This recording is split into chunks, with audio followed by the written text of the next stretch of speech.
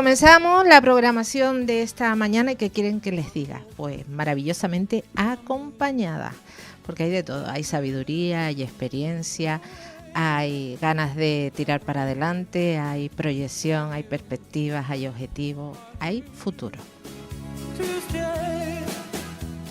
Y le presento a las personas que se encuentran aquí en el estudio y con quien compartiremos este ratito de radio.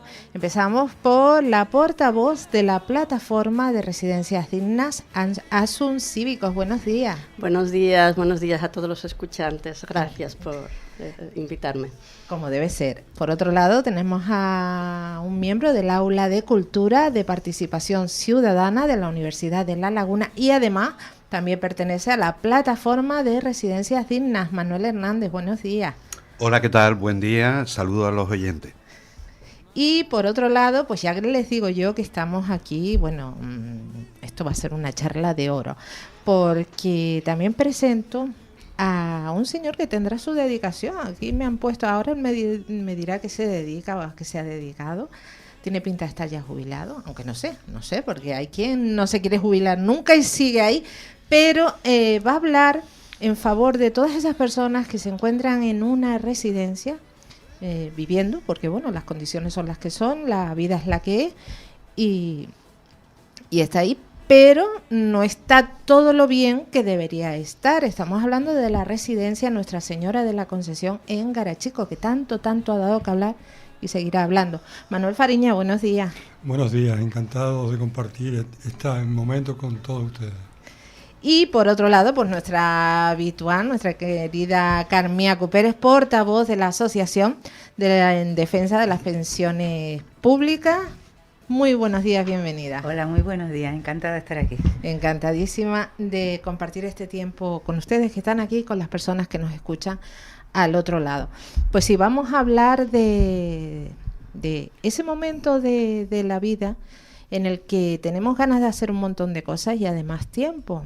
Y además, pues recursos, porque se han ido pagando a lo largo de la vida laboral. Nadie aquí regala nada, por mucho que algunos quieran hacérnoslo creer de esta manera.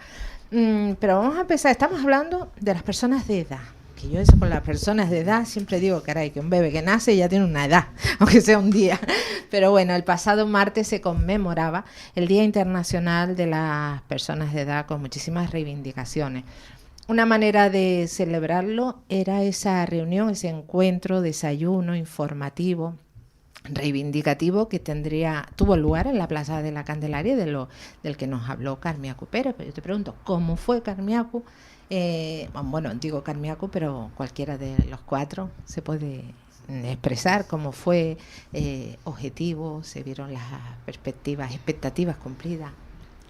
Pues bueno, estuvimos aquí las cuatro personas que estamos aquí presentes. Pues fue un acto en principio, como habíamos planteado, era un acto reivindicativo, era un acto no ya de toma de conciencia de las cuestiones que está atravesando las personas mayores, ¿no? Las personas con una cierta edad ya, sino también en la búsqueda de ese ideario de posibles soluciones con distintas problemáticas que tenemos, ¿no? Entonces allí pues estábamos un grupo de personas, es verdad que no muy numerosos, esperábamos que asistiera más gente, ¿no?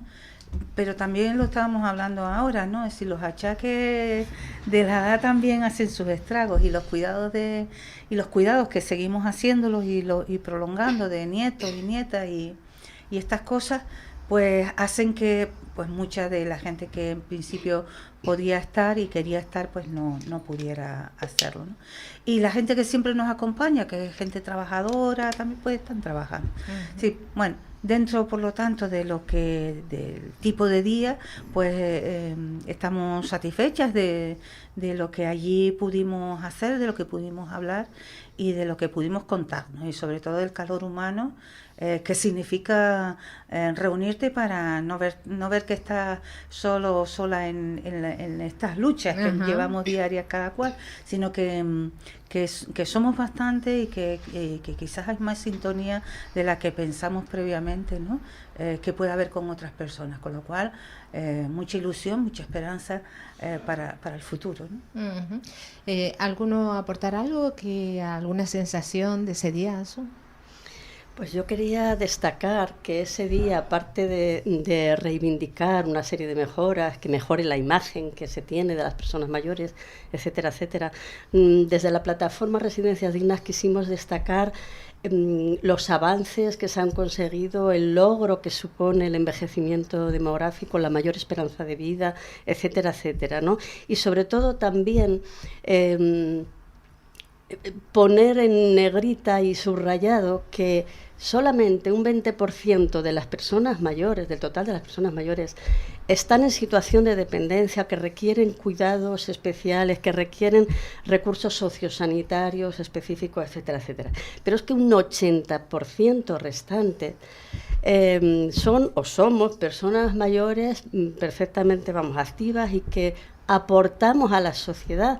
Aparte, lo decía Carmiacu, el cuidado de los nietos, para que los padres puedan trabajar y pagar la hipoteca, el cuidado de las personas con discapacidad, con enfermedad mental, el cuidado de los mayores, el de los propios padres ya mayores, etc., etc. O sea, económicamente, desde todos los puntos de vista, cultural, científico, social, artístico, etcétera, etcétera, hay que destacar las aportaciones de la gente mayor, que eso se olvida. Pero mira, el otro día fue muy significativo. Yo acompañaba a un joven colega de los talleres de cerámica, íbamos en el coche, pues a un taller de cerámica y tal, y yo le preguntaba, ¿tú qué piensas para ti qué es persona mayor y tal? Claro, tiene una idea, un chico de 25 años, de las personas mayores ya a partir de los 80, 85, 90 años, ya viejitos, dependientes, que hay que cuidarlos. Digo, por eso existe y persiste esa consideración, esa imagen tan patologizante, peyorativa, ya cercanos a la muerte, hay que cuidarlos. Claro, porque piensan que la gente mayor son eso, los otros somos carcas, un poco, pero no somos viejos. Entonces digo, se me encendió la lamparita. Pero es así.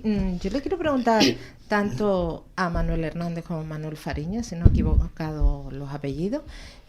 Como los dos son Manuel, en cualquiera de los dos que caiga está bien. Lo mío es normal cambiar apellido.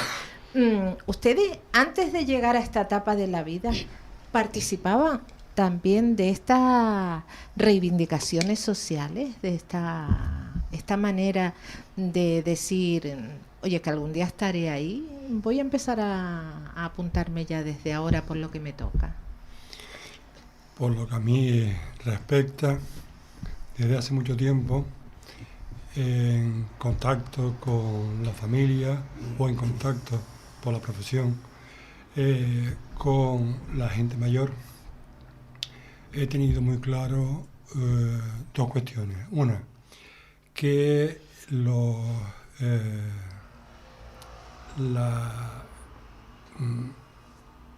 el derecho a un cuidado por parte de la gente mayor, entre los que ya me encuentro, no es ningún privilegio ni ninguna mercancía, sino que son derechos fundamentales que son los pilares básicos de un Estado democrático. Eso lo he tenido bien claro desde hace muchísimo tiempo y ello me ha condicionado para que entrara en acción. Por supuesto, respetando a las personas, respetando a las instituciones democráticas, a los representantes políticos que han sido elegidos para estar ahí, pero también he tenido muy claro que todos debemos acostumbrarnos a que en el momento de las votaciones o de las elecciones no le estamos dando un cheque en blanco a nuestros políticos, le estamos dando una visa para que cumplan con sus promesas. Y si no las cumplen, tenemos todo el derecho democrático para exigirle justificaciones y explicaciones. Manuel Fariño, ¿usted participaba? Manuel Hernández. ¿Ves? Sabía yo que había cambiado a alguien el apellido. Bueno, la verdad que desde mucho tiempo ya, de jovencito, siempre he estado implicado en actividades, digamos, en acciones. Creo que es muy importante defender el papel de ciudadano activo toda la vida, así, desde que eres pequeñito hasta que eres ya mayor. Hay que estar comprometido, estamos en un planeta donde estamos todos viviendo juntos, tenemos que proteger el planeta, tenemos que proteger a la infancia, tenemos que proteger a los mayores. Hay situaciones terribles como la guerra en Gaza o en Ucrania o en el Sudán que tenemos que denunciar. Nos preocupa, nos afecta también el tema de la vivienda con los jóvenes, es decir, hay que estar, digamos, implicados socialmente. Yo ahora que tengo, digamos, soy jubilado, pues tengo más tiempo disponible, aunque se me llena también el tiempo de un modo muchas veces sorprendente, ¿no?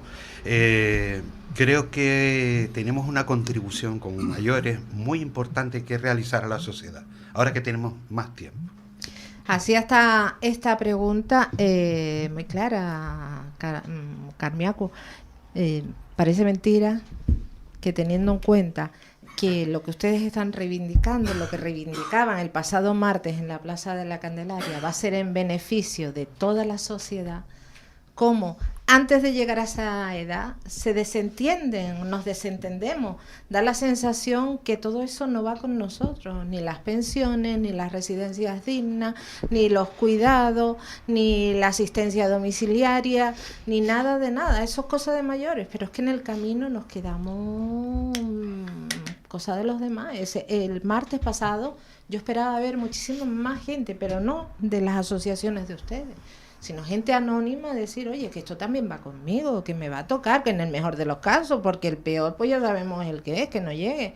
Pero ¿no echan ustedes en falta eso por parte de, ya no digo los muy jóvenes, porque los muy jóvenes están en lo que están, como estábamos nosotros cuando éramos muy, muy jóvenes, pero personas de una edad... Me vas a permitir, Carmiaco, intervenir.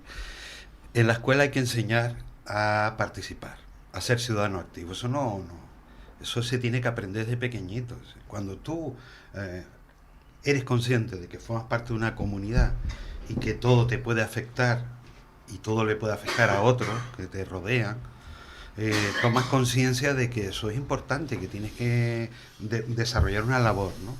¿Qué ocurre? Que tal vez hayan intereses muy particulares que busquen eso, la desunión social, la falta de cohesión, la inmovilización, la falta de respuesta. Claro, y estamos admitiendo, yo veo, por ejemplo, el tema de la vivienda con los jóvenes, vuelvo a insistir el tema, algo que nos tiene que indignar a todos, por ejemplo. Bueno, yo creo que hay un interés en que la sociedad cada vez sea más individualista, ¿no?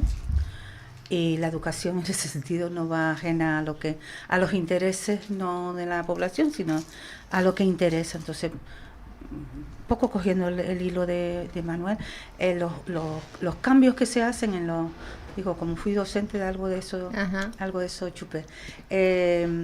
Los currículos que se desarrollan, por ejemplo, a nivel de enseñanza, no van en ese camino de favorecer el espíritu crítico, la participación y algo muy importante, la comunidad. El hacer comunidad, el hacer tribu, que dice un amigo mío, ¿no? El hacer tribu, eso es muy importante, eso lo hemos ido perdiendo. Lo perdimos nuestra generación. La generación hoy que estamos ahí en los 60, 70, vivimos una parte de esa última tribu, ¿no? Y estamos viviendo ahora en donde esa tribu se reduce a nuestros hijos y nietos como mucho, si los tenemos. Porque mucha gente no tenemos nietos tampoco, ¿no?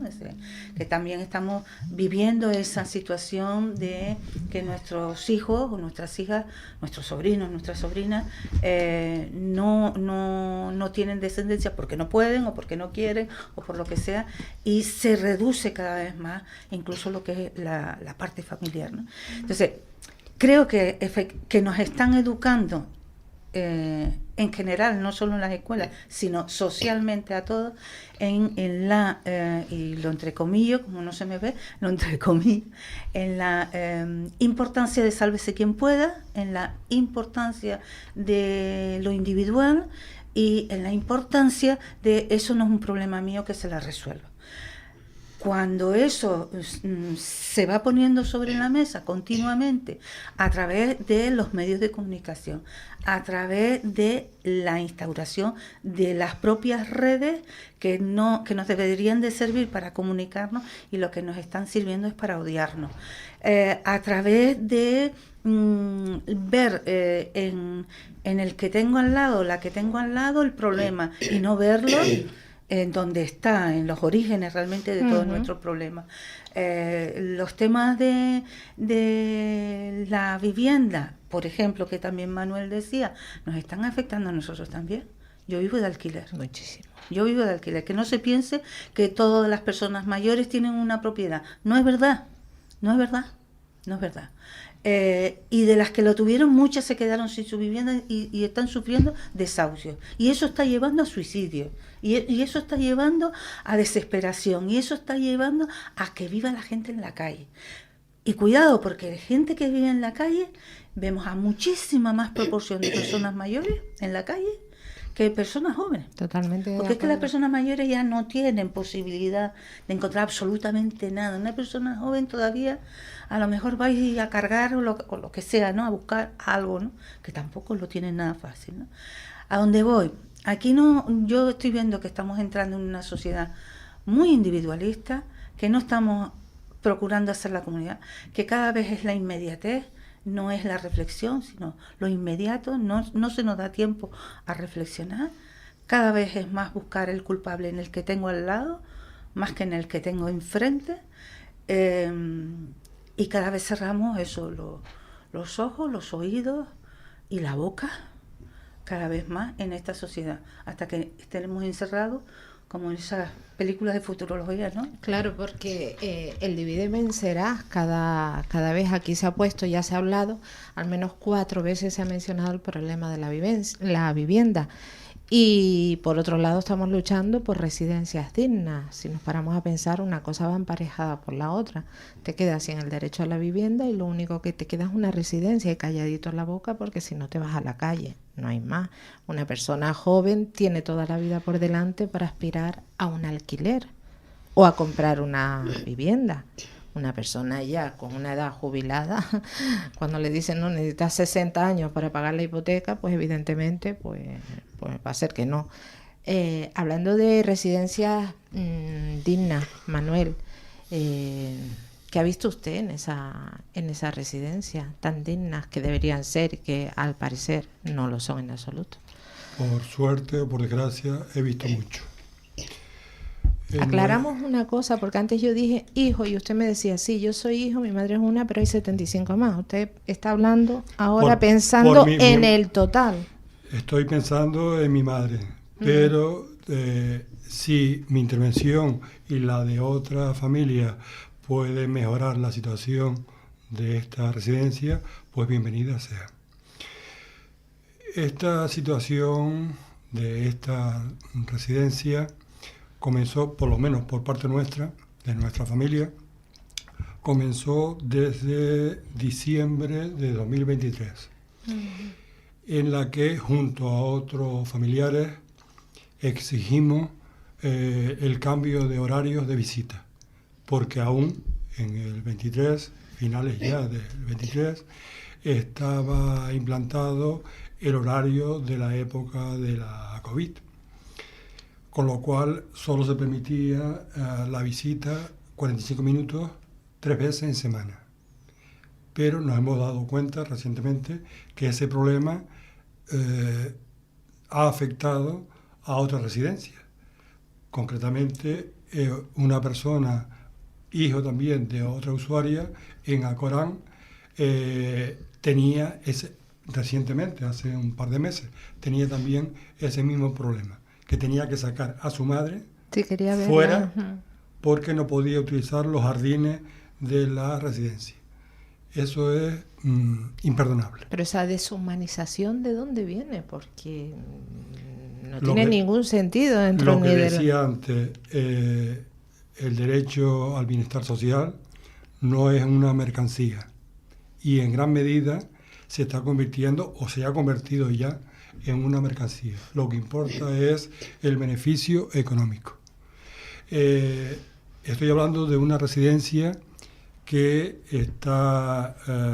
que depende directamente de la Consejería de Bienestar Social del Gobierno de Canarias, que, como decía recientemente también la señora Emma Colau, en el Parlamento, en la Comisión Informativa de Derechos Sociales, las administraciones son solo custodios de esos derechos de los beneficiarios, no son los titulares son las propias personas. Ujú. Y en este caso concreto se ha ido derivando esas competencias de la Consejería o del Gobierno de Canarias a el Cabildo a través del IAS. En este caso hablo del caso de mi madre, que es una persona con el nivel de dependencia 3, el más alto, y que después de mucho batallar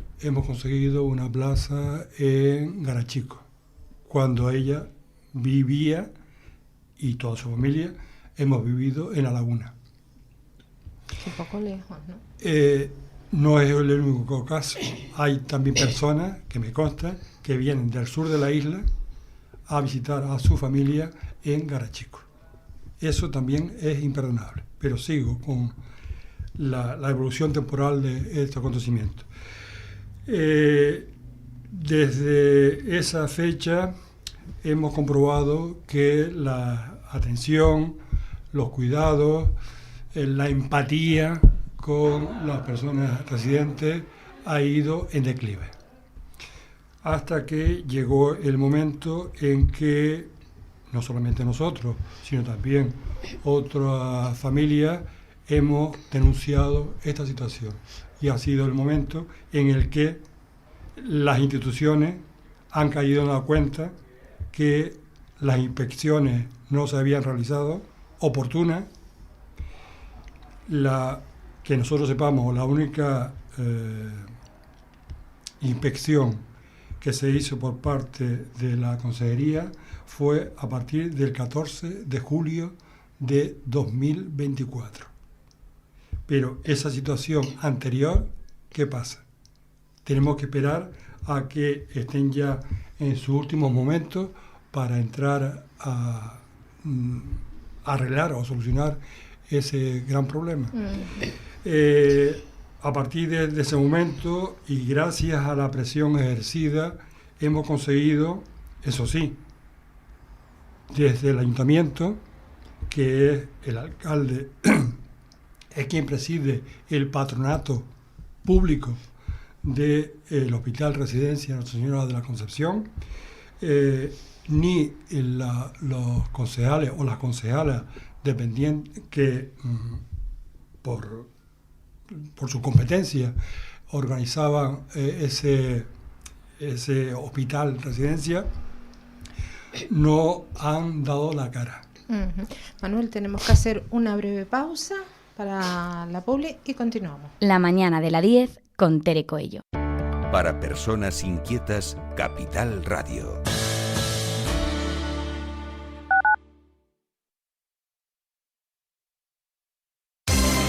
Porque somos corredores de seguros, creemos firmemente que es mejor cuando va acompañado de nuestros servicios. Segurosa cuenta con profesionales que aportan transparencia y profesionalidad.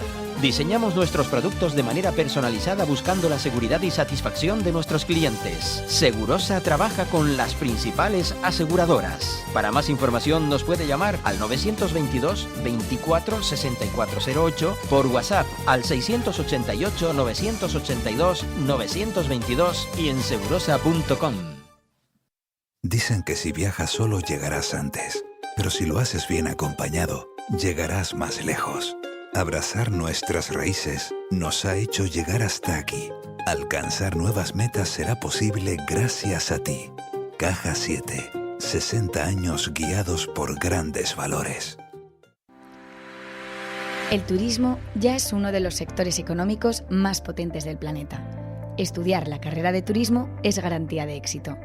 Y para ello, elige uno de los mejores centros internacionales, pioneros y decanos en la formación turística. Te recomendamos la Escuela Universitaria de Turismo de Santa Cruz de Tenerife, EUTUR. Esta es la carrera del futuro. Matricúlate ya para el próximo curso. Escuela Universitaria de Turismo de Santa Cruz de Tenerife, eutur.es. 922 21 88 97. Faicanes Tenerife, dígame. Perdone, tengo plagas en la empresa. Le preparamos un presupuesto sin compromiso. ¿Y son efectivos? Claro, en Faicanes Tenerife, empresa pionera en el control de plagas, eficacia y rapidez son nuestra garantía. Faicanes Tenerife, plagados de soluciones. Electroaguere. 30 años de experiencia en el sector eléctrico y de las telecomunicaciones. Les ofrecemos soluciones reales a sus necesidades. Instalaciones domésticas, industriales y comerciales. Le asesoramos en ahorro energético. Nuestro correo electrónico es electroaguere@hotmail.com. No dude en pedirnos presupuesto sin compromiso. Llámenos al 922 263 703. Electroaguere, en toda Canarias.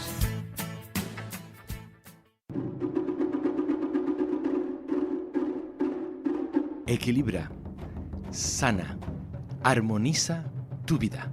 Fórmate en sanación energética, Reiki intuitivo japonés, en tu emisora favorita, la 10 de Capital Radio, el 8, 9 y 10 de noviembre.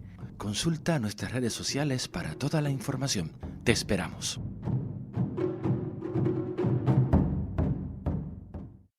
Para personas inquietas, Capital Radio. La mañana de la 10 con Tere Coello.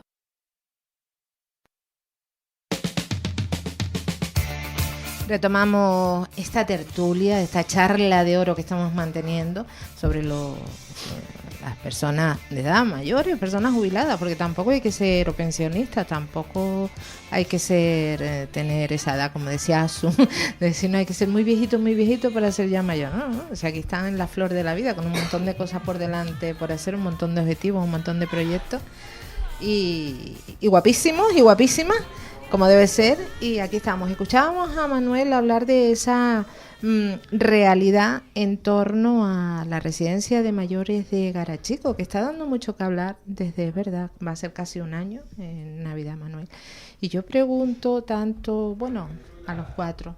En este caso hablamos de esta residencia. La semana pasada se hablaba también otra residencia en Santa Brígida, en Gran Canaria, de titularidad privada, creo que tuvo que cerrar, mal atendimiento.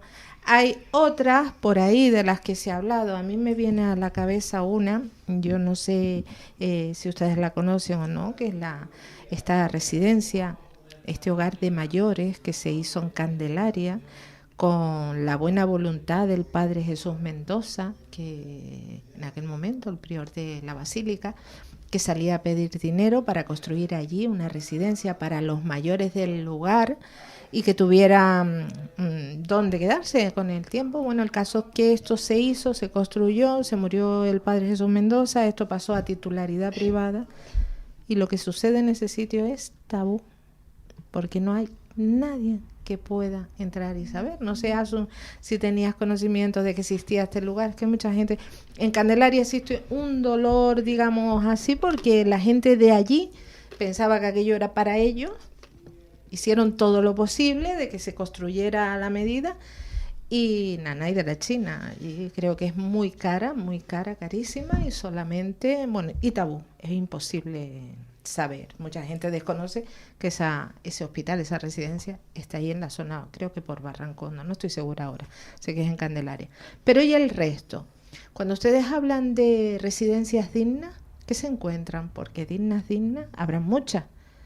Se habrán conseguido mucho, dignificar muchas de ellas que también fueron criticables, y ahora pienso en Santa Rita, el hogar de Santa Rita, no sé cómo estará ahora mismo, pero también tuvo lo suyo. Pero ahí estamos hablando ya de centros de grandes dependientes. Pero ¿y si estamos hablando de personas que simplemente, oye, tienen una vida, pero por la razón que sea, no quieren estar en su casa, no quieren vivir solas, quieren irse a una residencia, pero tienen cierta autonomía? ¿Puede? A ver, por supuesto que las personas que quieran y puedan pagárselo pueden ir a una residencia privada. ¿Sin perder su autonomía? Pregunto. Claro, mira, la autonomía es la capacidad que tiene la persona de tomar decisiones sobre su propia vida. Vendo mi piso, compro, salgo, entro, etcétera, ¿no?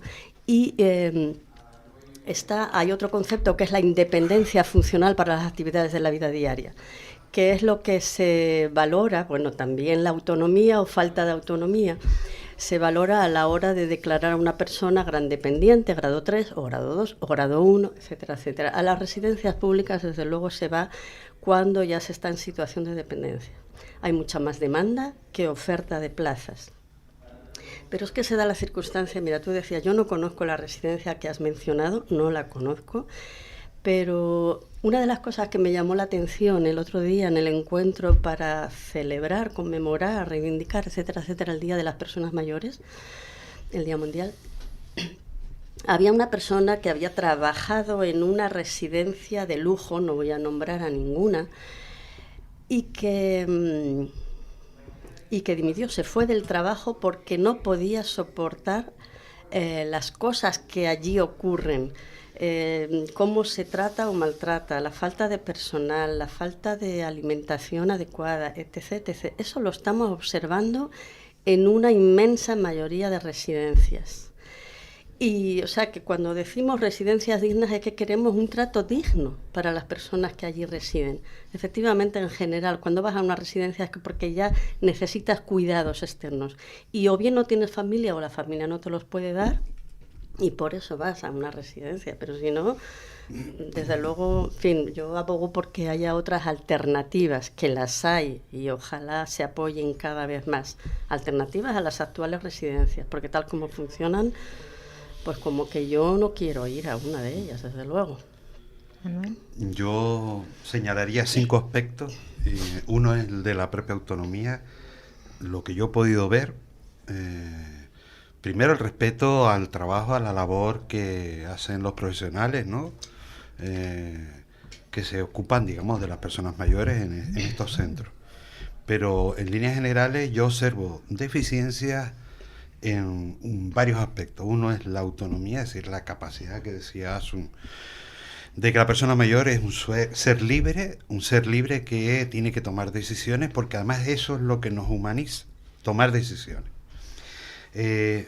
Carecen también mucho de estimulación, es decir, yo he visto centros donde realmente pasan las horas ahí, digamos, muertos, sentados en una silla.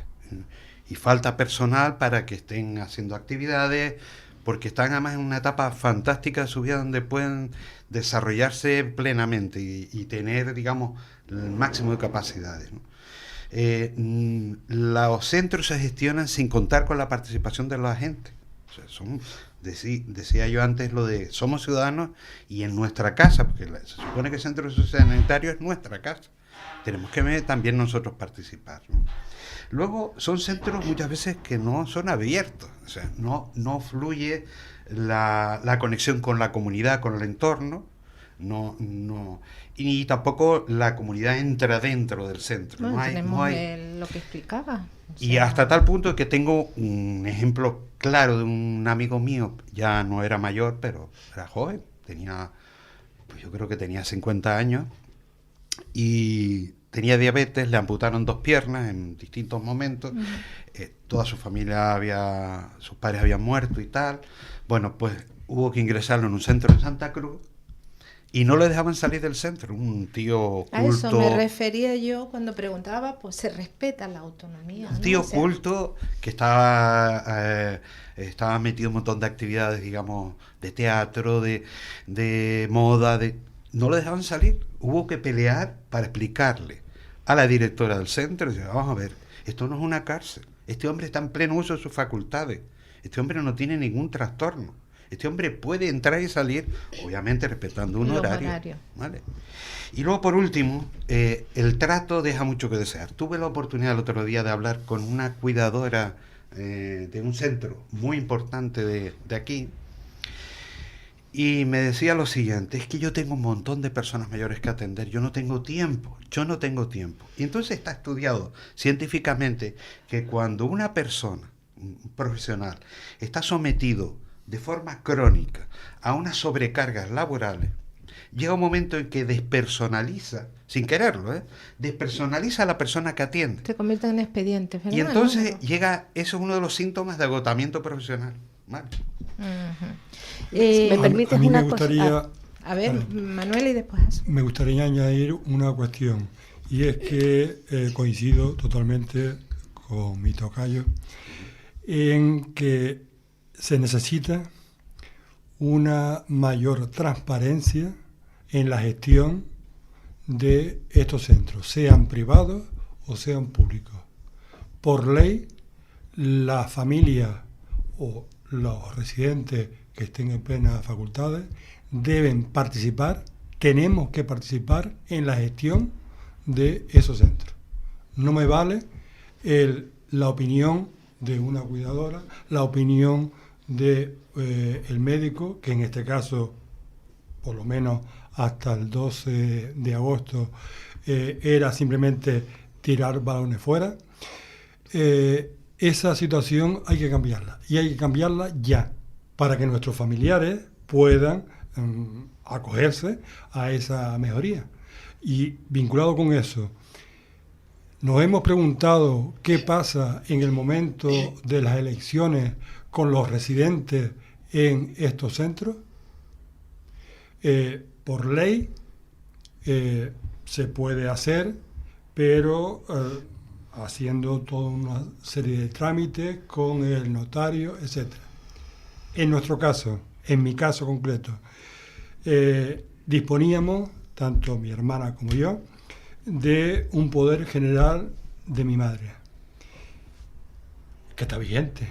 En ese poder general podemos hacer y deshacer, incluso con sus condiciones de vida o de muerte.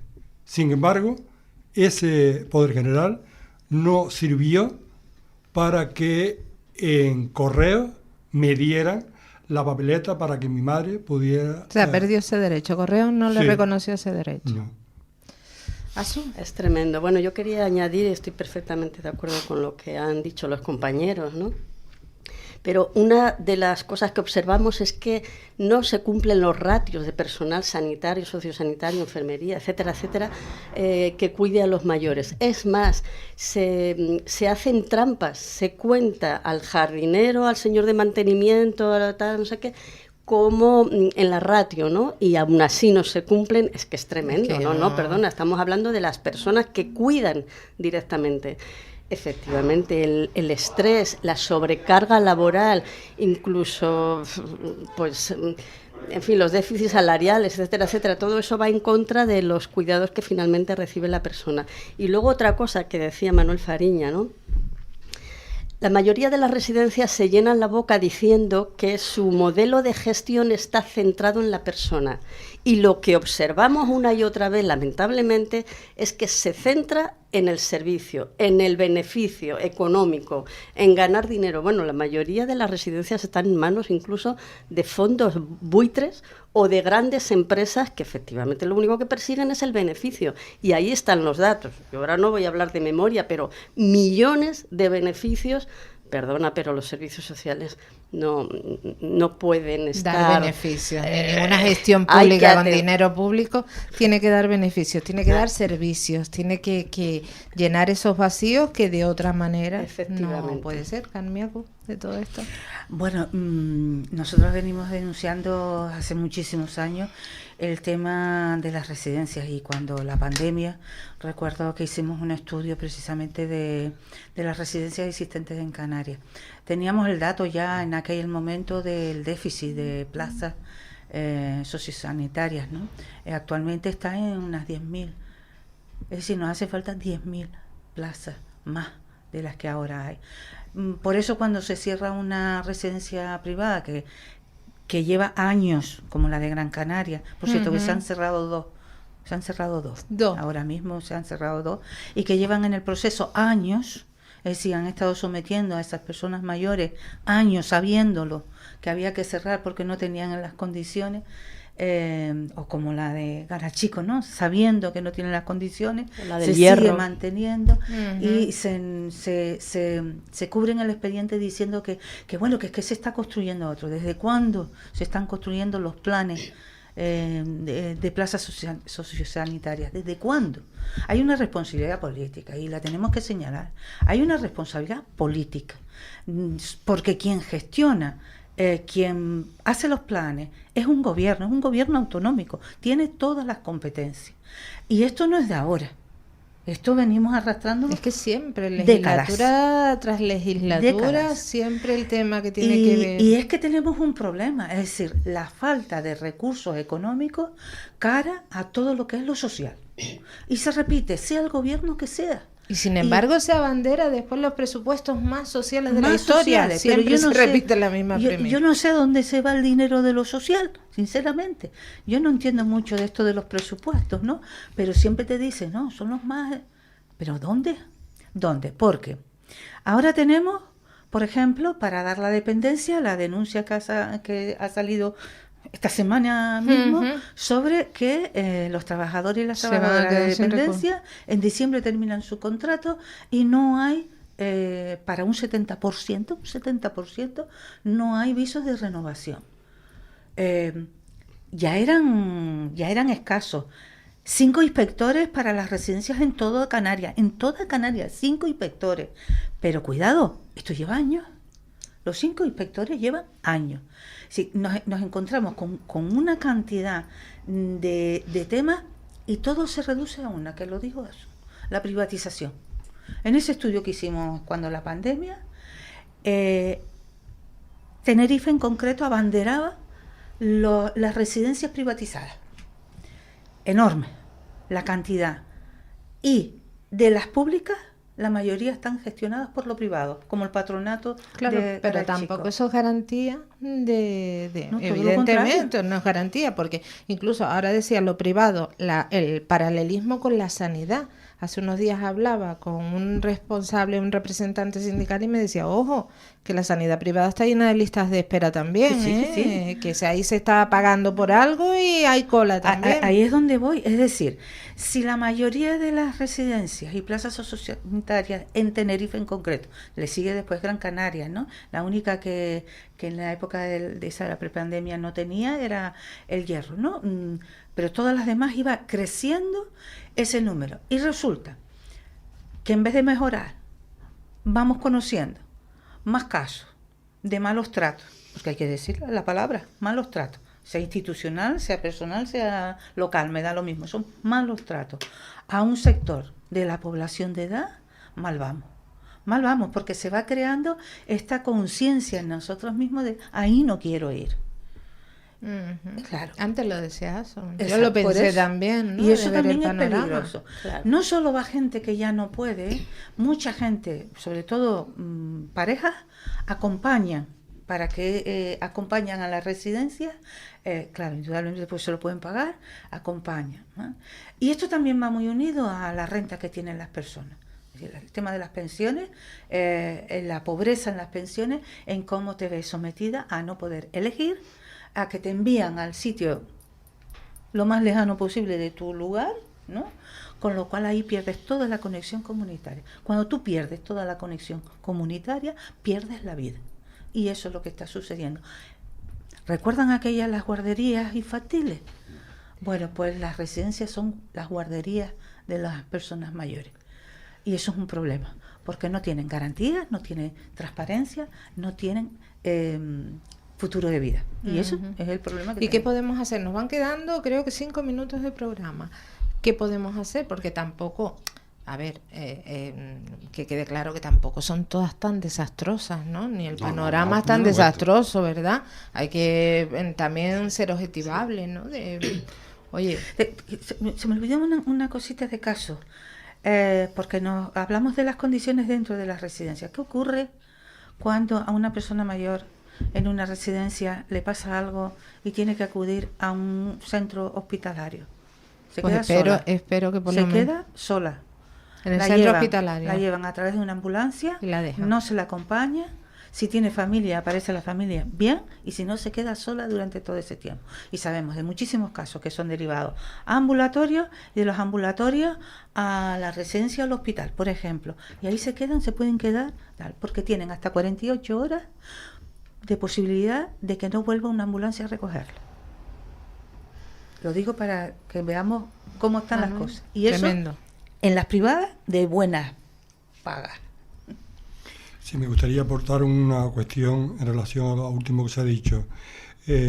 Nuestra denuncia no va en contra de o para obtener el cierre de esa residencia. No. Lo que pretendemos es que las condiciones de nuestros familiares se mejoren y que no me vengan con la historia de que, y más en mi caso, de que es una residencia en un edificio antiguo del siglo XVII. ¿Qué es lo que pretenden? Aplicarle el trato del siglo XVII a los familiares del siglo XXI. Si es un centro antiguo, evidentemente habrá que buscar las condiciones para que eso se mejore. Eso por un lado.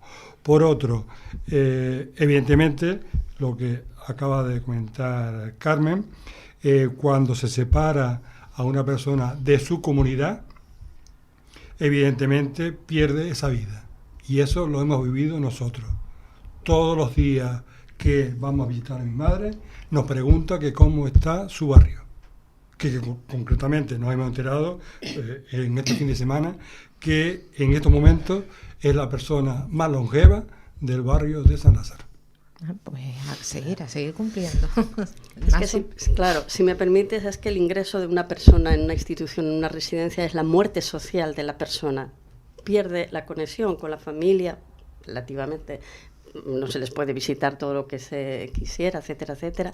La conexión con el barrio, la conexión con la sociedad, y encima si no se trabaja y se estimula cognitivamente, se dinamiza, como decía antes muy bien Manuel Hernández, ¿no? Que los tienen ahí sentados en fila india, sin conexión, sin hablar, sin mirarse a la cara, es tremendo, ¿no? A mí me gustaría también añadir con respecto a al segundo plan de infraestructuras sociosanitarias que no se cumplió.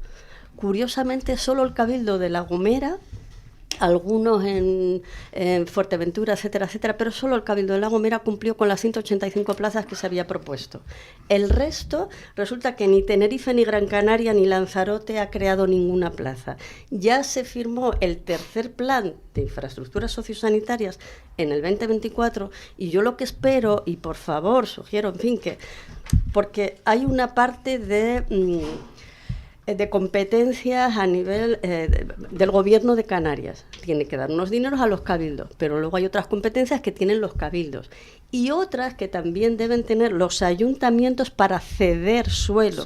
Para construir nuevas residencias, etcétera, etcétera. En definitiva, que por una razón o por otra no se ha cumplido. Se supone que tienen que devolver los dineros que se les dieron a los cabildos y que no han cumplido y no han creado ninguna plaza.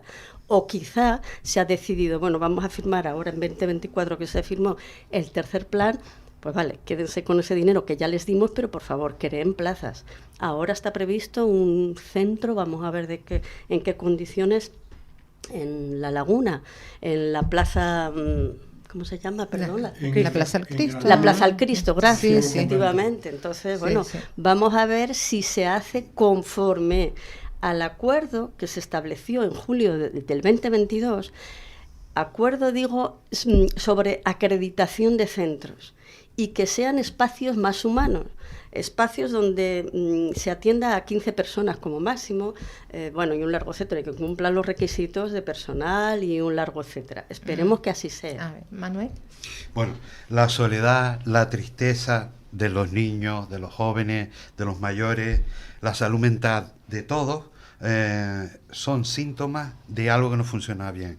La sociedad que estamos construyendo no es la que nos merecemos. Tenemos entre todos que ir transformando esta realidad, cambiándola a una mucho más abierta, mucho más democrática. Yo tengo mucha esperanza de que seamos capaces de volver a construir comunidades, a construir ciudadanía. Y hay que exigir a los poderes públicos, los servicios sociales, los servicios sanitarios, los servicios educativos nos pertenecen a todos. Nosotros somos accionistas de esos servicios, tenemos que cuidarlos, defenderlos. Ay, qué bonito eso, cuidarlos y defenderlos. Bueno, llegamos al final, no sé si se quedó algo, medio minuto, que quieran añadir, Manuel. Una pequeña anotación a lo que acaba de decir, ¿sí? Asunción. Creo recordar que justo en la Plaza de Cristo, en todo el complejo del antiguo convento franciscano, una empresa privada desde hace años instaló un tanatorio. Es decir, que el tanatorio ha precedido a la construcción de ese gran centro hospitalario residencial de La Laguna. Oye, o de la zona metropolitana. El chiste fácil. Esperemos que no hay que cierren ese tanatorio que incumple todas las normas. Sí. Yo me uno a las palabras de Manuel, pero quiero decir que tenemos que explorar otras alternativas. Por ejemplo, los centros de día, también hay que explorar otras fórmulas que no sean aparcaderos de día, tampoco. Eso es otra de las cuestiones que tenemos que explorar cómo se hace y cómo se está haciendo y qué es lo que queremos en la ayuda a domicilio. Y todo ello hay que hacerlo entre nosotras y nosotros como personas que vamos a ser cuidadas, pero también contando con las personas que nos cuidan, tan esenciales y tan mal pagadas en esta sociedad. Pues nos quedamos con eso, llegamos al final. Manuel Hernández, muchísimas gracias por estar aquí. Gracias a ti. Manuel Fariña, muchísimas gracias. Asun Cívico, encantadísima. Carmiaco Pérez, encantadísima. Esto hay que repetirlo otra vez. Así que mil gracias. En este punto hacemos la desconexión regional. Gracias a todas las personas que nos han acompañado a través de Capital Radio Canarias. Hacemos un parito para la publicidad, escuchamos información nacional y continuamos. La mañana de la 10 con Tere Coello.